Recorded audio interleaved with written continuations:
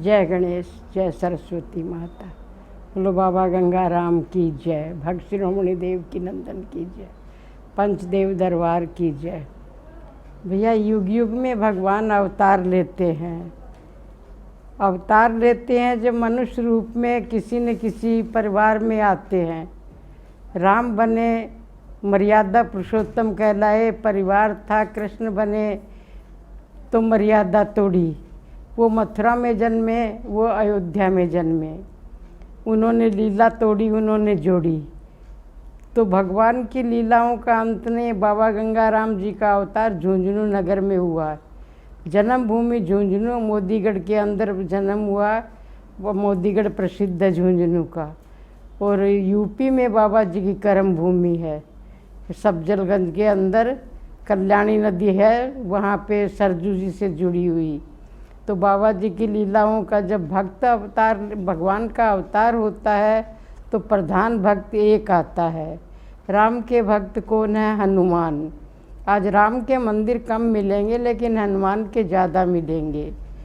तो हनुमान के ज़्यादा, राम तो मनुष्य रूप में थे, हनुमान बंदर रूप में, लेकिन वो रुद्र के अवतार थे। उस टाइम कोई नहीं पहचानता, बाद में पहचान होती है। बाबा जी के भक्त हैं जो देवकी नंदन जी है, इनके पुत्र थे। 6 साल की उम्र में ही देवकी नंदन जी को बाबा जी के दर्शन और बात मतलब आभास होने लगा सब बातों का। तो बेटा भगवान की लीला कहा कि हरि अनंत, हरि कथा अनंता। युग युग के अंदर अवतारों का कोई अंत नहीं है।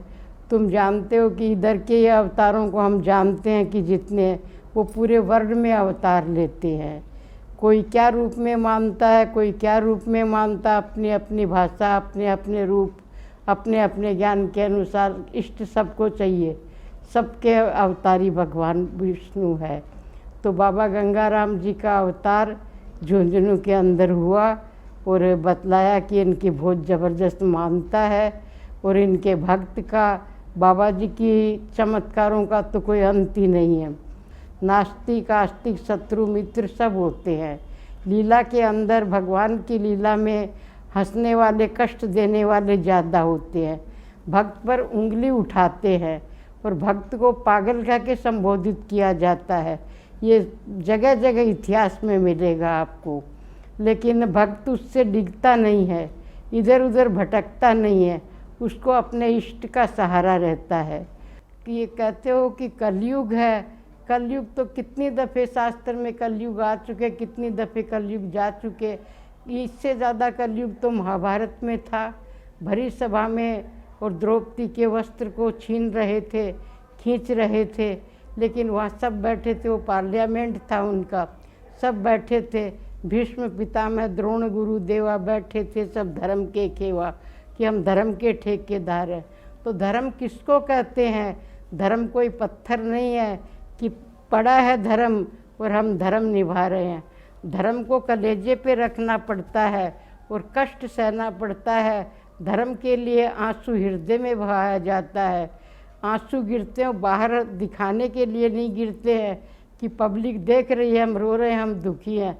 नहीं, वो आंसू हृदय के अंदर गिरते हैं और भगवान का अभिषेक होता है उनसे।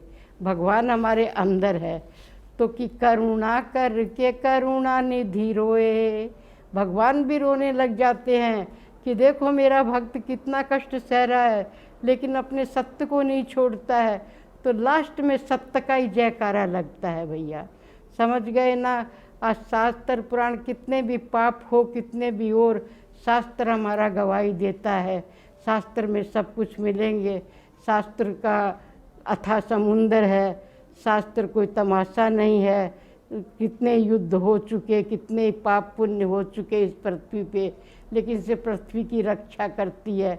जब ये घबरा जाती है तो भगवान से प्रार्थना करती है कि गौ रूप धर चली पृथ्वी, पहुँची ब्रह्मा पास, मुँह पे भार पड़े मेरे प्रभु जी, संकट मेटनहार। ऐसा नाम तिहारा जी, पृथ्वी का भार उतारो जी।